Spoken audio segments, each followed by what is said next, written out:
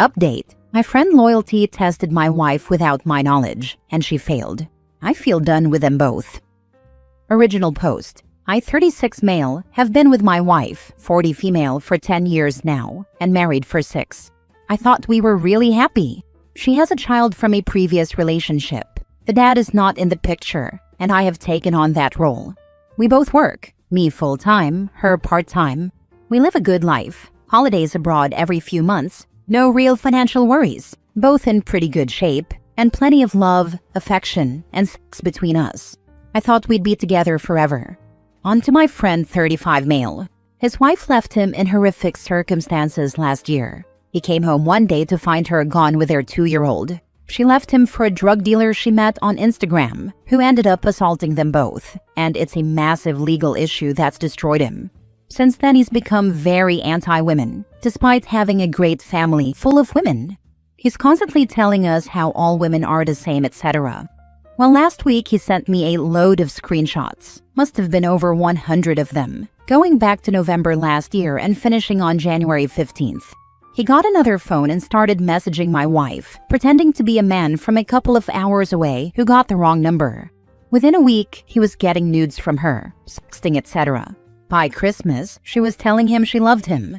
The final one was a photo of her walking into a hotel to meet him, followed by angry messages from her asking where he was. I went around to his house and was distraught. He told me he'd done this to another 6 friends of ours. Only my wife failed. He had the phone with him, and while I was there, she messaged him asking where he'd gone and saying how much she missed him. He showed me that she'd been sending messages like that for the past week with no response. I left without really saying anything and went home. Once my wife and I were alone, I confronted her with the evidence I had. She started crying and said she didn't know why she did it, that it started as a bit of fun at work and then she got carried away. She said she feels like she loves us both and doesn't want to lose me. I didn't know what to do, so I left and went to a hotel. I'm still here now and unsure of what my next step should be. I want to cut them both off, but I will miss my stepdaughter so much. My friends are saying I can't be mad at my friend because he did me a favor. Now for the top advice before reading the update. That's a crappy thing your friend did, but it's more concerning that your wife fell for it. She was going to sleep with this stranger, and to top it off, she's the only one who fell for it out of the other wives. I'll leave it at that.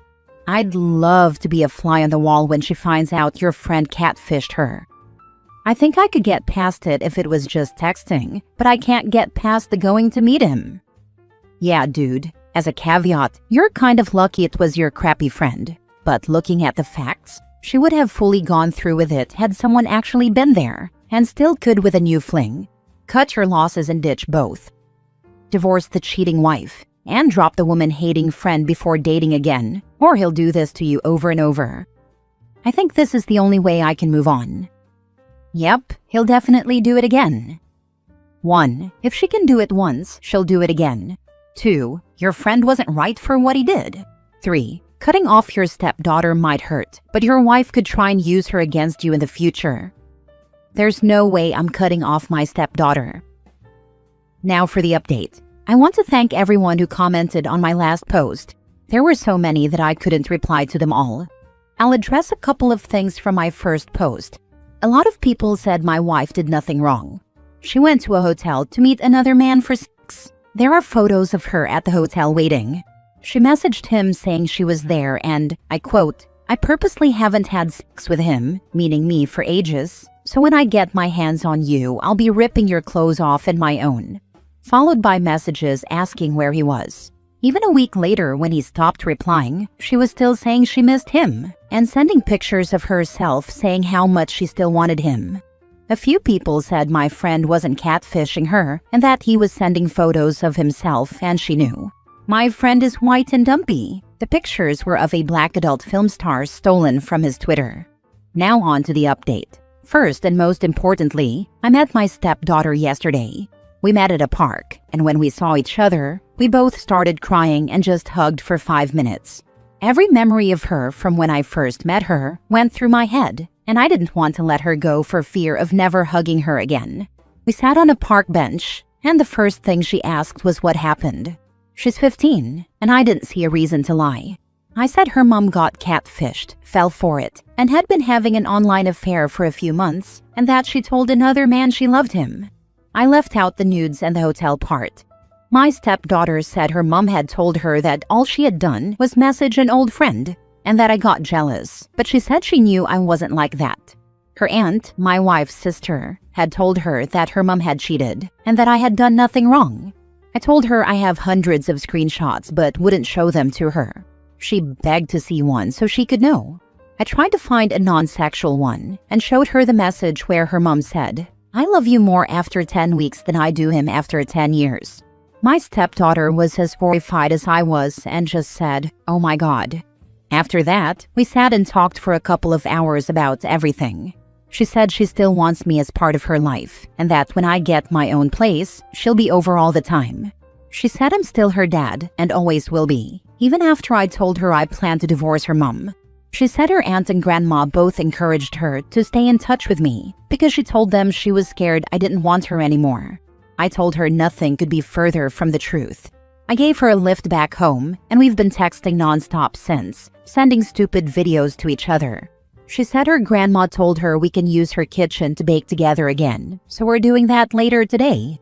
As for my wife and my friend, I've told my wife I want a divorce, which caused a barrage of texts and phone calls that I ignored. I've told my friend I want low contact with him, but I did ask why he didn't stop once he got nudes.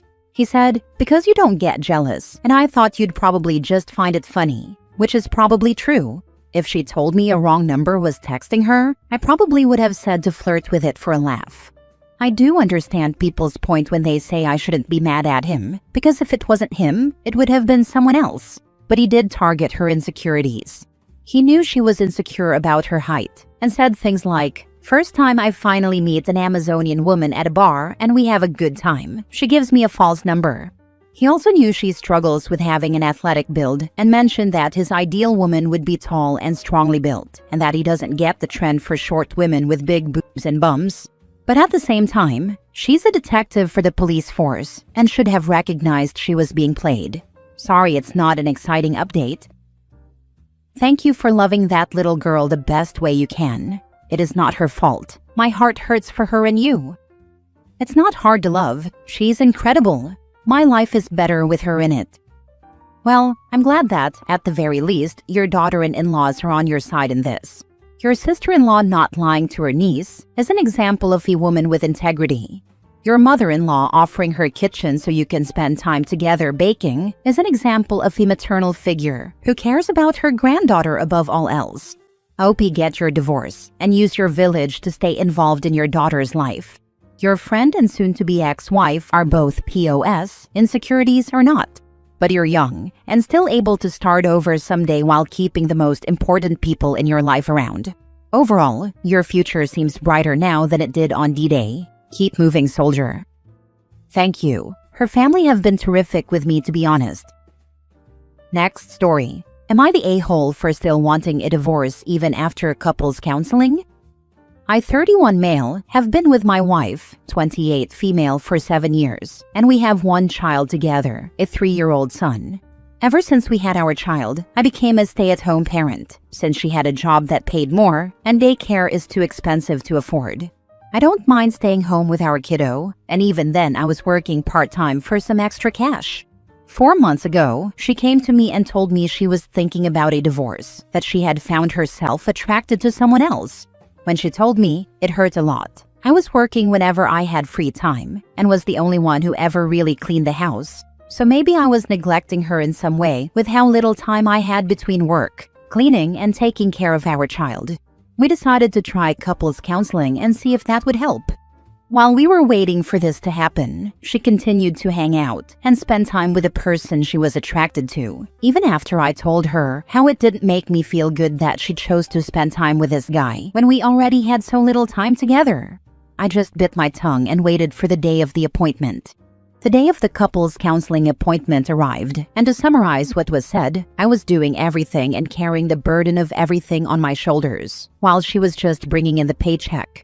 The counselor said she needed to help with tasks such as cleaning and watching the kids sometimes to give me a break.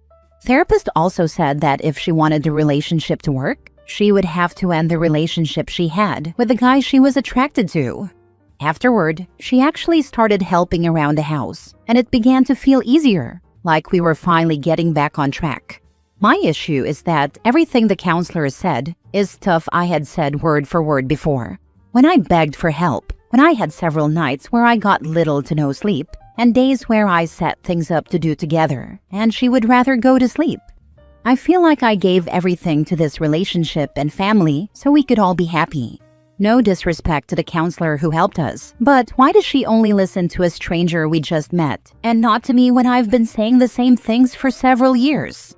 I'm not sure if this is even a genuine fix to our relationship, or if it's just temporary and will go back to how it was in a couple of weeks. Part of me wants to just end the relationship and get the divorce like she originally wanted. What do you think, Reddit? Am I the a-hole? Not the a-hole. Sometimes the outcome of couples counseling is realizing you want to end the relationship. Yes, the perfect solution sometimes to couples therapy is to both agree that you need to move on. Not the a-hole. Sometimes you need help seeing the relationship instead of just surviving it. It's okay to realize you don't want to be in the relationship anymore, and maybe the counselor can help with the separation so it's easier on the kid. You can also explore your feelings and decide whether you want a divorce or want your partner to acknowledge what you are asking for. Is she still seeing the guy? I'm honestly not sure. She works with the guy, so I know they see each other in that capacity. I wouldn't be surprised if they're still texting and such. I just don't want to go through her phone and find out. I feel like I'd see things I'm not ready to see, or it would push me to a point where there's no fixing it. My dad was a stay-at-home dad, and my mom was, and still is, the breadwinner in our household. I've heard her friends say multiple times that my mom should leave my dad and find a better husband for herself, and a better father for me. My mom was smart enough to never even consider divorce. And believe me, my parents had plenty of reasons to divorce, coming from both sides. My mom loves my dad and would never even entertain doing what your wife is doing. Your wife was cheating. If not physically, then at least emotionally. You tried to fix this. She didn't even try and still kept hanging out with the guy. I don't know if divorce is the right choice for you, but remember she cheated and she wanted the divorce first. Whatever happens next is on her, not on you. Also, be prepared. I wouldn't be surprised if things get nasty, especially when it comes to alimony and child support or custody. Make sure you document everything. You are in a losing position because you are a man. Oh bro, there's not a chance she didn't bang that guy. She did it openly right in front of him. There's no saving this marriage. Last story. Am I the a-hole? Boyfriend thought he was entitled to 100% of the sales price of a part that was thrown in on a purchase I made. I, female, bought a used motorcycle with my own money, and my now ex-boyfriend went with me to check it out. As we were talking to the seller, she mentioned that she had recently upgraded the pipes. My boyfriend asked if she still had the old pipes. She did, so he asked if she would include them in the purchase. She agreed, so when I paid several $1,000s in cash for the motorcycle, it also came with a spare set of pipes worth a few $100s.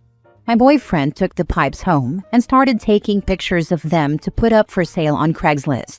I said that was good thinking on his part to ask for the pipes and that I would be happy to give him a cut of the sale. He said absolutely not. The pipes were his because we wouldn't have them if he hadn't asked for them. I said the pipes were actually mine because we wouldn't have them without me paying for the bike. I did, however, believe he should be compensated for coming up with the idea, so I offered a 50-50 split.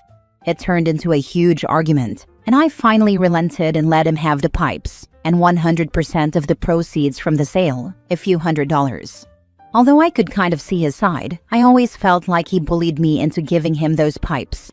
We aren't together anymore, but I'm curious as to which of us was the a-hole. Edit. 1. It's not that I didn't care about the pipes. It just didn't occur to me that she might still have them after putting on the new ones. 2. When he initially asked for them, I thought he was looking out for me and getting them for us to keep as spares. 3. It wasn't until we got home and he started taking pictures of them that I found out he planned to sell them. 4. I'm not still upset about this, nor do I think about it very often. As many of you pointed out, it's ancient history involving an ex-boyfriend. It's just one of those gray areas where I've always wondered who was right. Not the a-hole. At best, you split it. If he were going to use them on his bike, he gets them free though. Info: how did the relationship end? You still with him? No, it ended between us. Just one of those things I always wondered about because we were both so convinced we were in the right. I think you dodged a bullet. Not the a-hole. You wouldn't have had the pipes to sell without his negotiating. He wouldn't have had the pipes to sell without your purchase of the motorcycle. A 50-50 split recognizes that you wouldn't have had the additional cash without each other's contribution. This is a very succinct way of describing exactly how I've felt about the situation. Would the seller have given them to him for free if you had passed on the bike? Zero chance. He helped you with an idea to get a better deal on the bike and the stuff that goes with it. Honestly, even asking for a 50-50 split is insane here. If I had a partner and went car shopping with them and they were going to buy the car, but I helped negotiate the seller down $2,000 off their asking price, would I try to get $1,000 or $2,000 in cash from my partner? Of course not. I'm helping someone I love get a better deal. Your partner is not your manager, your agent, or your attorney, where they should expect a cut of every deal they weigh in on. This is crazy.